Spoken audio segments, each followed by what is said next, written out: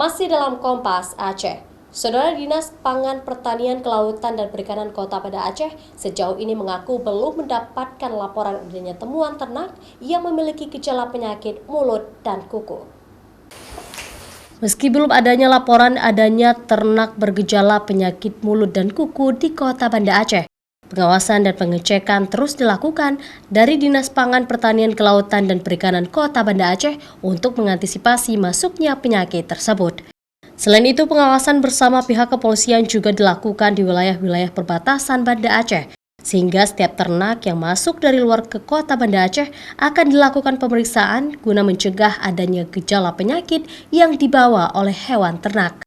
Dan kita juga sudah membentuk tim pemantauan peternak-peternak kita yang ada memelihara sapi di wilayah Kota Banda Aceh, dan juga kita mengambil sampel, tapi walaupun belum terindikasi adanya penularan PMK tersebut.